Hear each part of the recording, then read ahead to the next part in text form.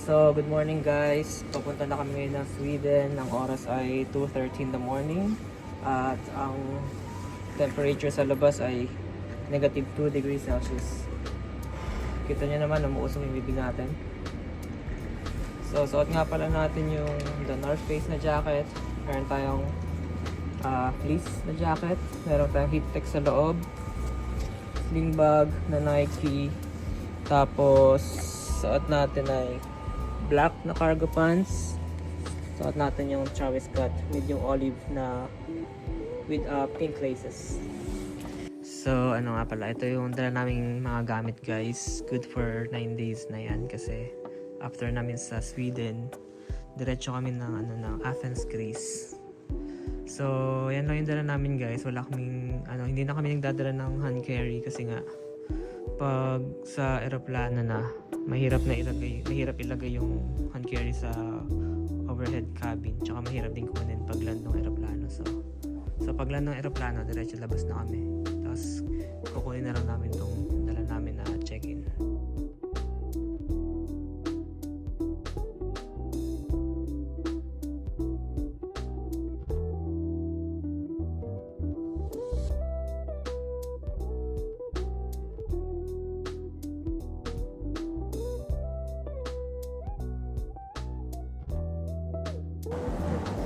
So ayun na nga guys, after 6 hours and 30 minutes, nakarating din tayo dito sa Berlin Airport guys. Nasa Berlin pa lang tayo.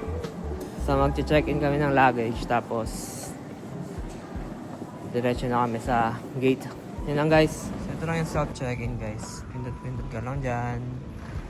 Okay mo lang yung flight details, tapos yung passport, kailangan. Yun lang. Tapos magpiprint yan ng tag. Pwede mo rin i-print yung boarding pass. Ayan o. Sorry. Tingin nyo guys. So, let's go. Print yung boarding pass. Let's go. Ayan na.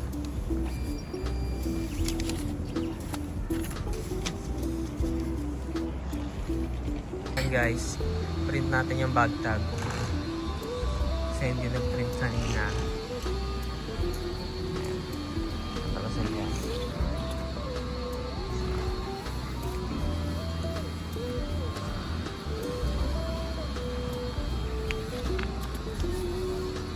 Guys, tapos ilalagay mo yan sa gilid. May instruction naman dyan guys.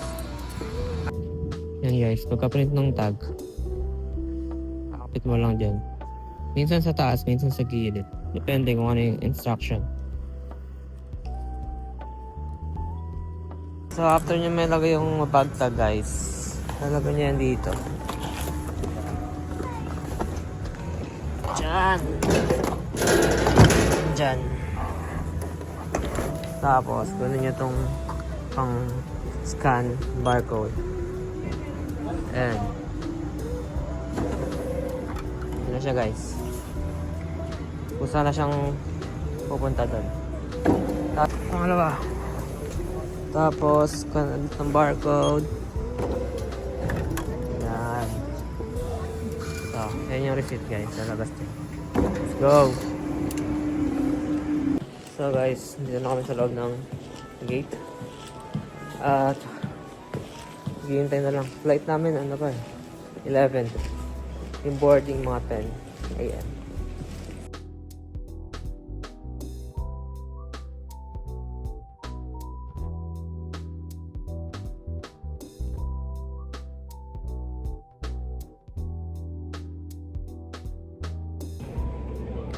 So, time check lang tayo ulit guys. Alauna na. Nandito na kami sa Sweden, sa Stockholm. Pero hindi pa dito yung pupuntahan talaga namin. Layover lang kami dito ng 4 hours sa Stockholm. Tapos mamaya lipad kami ng Kiruna. So, try natin gumala mamaya dito sa airport ng Stockholm. Nandito tayo guys sa Stockholm Airport. Malaki to guys. Malaking airport to. Meron silang mga cafes, restaurants, shops, souvenir shops, at kung ano-ano pa guys. So kung magle-layover ka dito ng mga 4 hours guys, not bad na. Hindi ka mabobore. Meron silang massage chairs guys. So, diba? So ito yung ibang shops. Meron silang Freeman's, New House, Rituals. Tapos ito yung sikat na character dito sa ano guys, sa Lapland, si Moomin. Si Moomin ay isang, ewan ko kung ano ba daw, hippopotamus. Mukha siyang hippopotamus guys. Yan, si Moomin yan, sikat yan dito na character sa Lapland.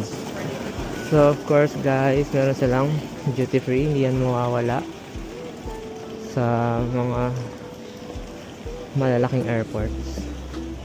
Ang maganda dito guys sa airport nila, maraming charging stations na. Kung low bat ka na, hanap ka lang ng charging stations, marami dito guys. So pasok tayo sa duty free. Candies guys, Haribo party, weekend party. May mga magnets dito guys. Tingnan natin. Love Sweden. Okay.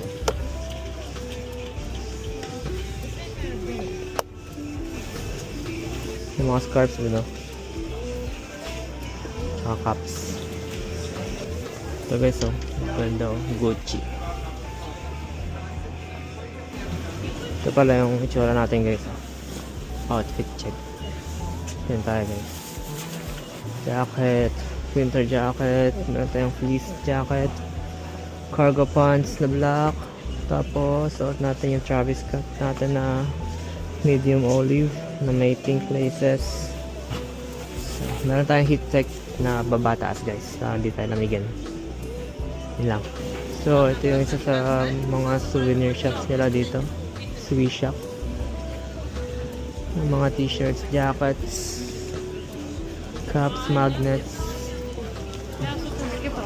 Meron din sila dito mga ano man tawag dito, electronics. So, kung kunwari nakalimutan mo headphone mo, nakalimutan mo earphone mo, pwede ka dito, or nasira charger mo guys, pwede ka dito bumili. Ayan, Cronon Pharmacy Shop guys. Nahihilo ka. Ito yung 7-Eleven nila guys. Kaso hindi katulad ng 7-Eleven sa Pinas na solid yung mga pagkain. Dito mga salad guys. Ayan, salad. Mga durum.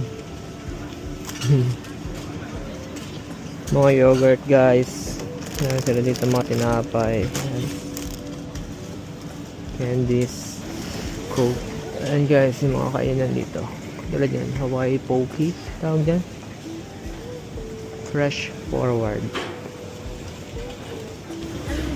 They have interactive games guys here. Ika. Oy!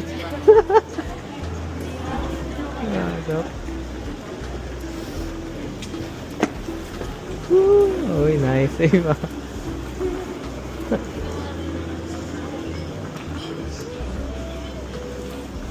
Uy, puta na. Delay reaction ako bro ah. Oh, dahil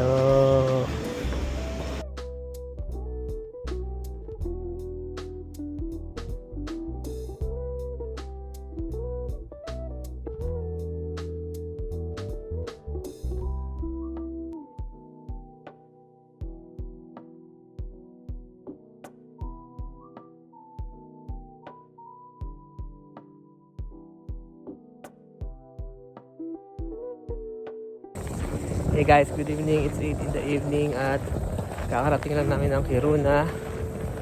And it's currently negative 19 degrees Celsius here outside.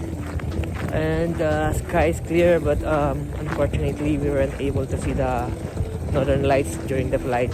So Try namin lumabas mamaya ulit kung makakita kami sa snow. Ito nga pala yung kapal ng snow dito ngayon sa Kiruna.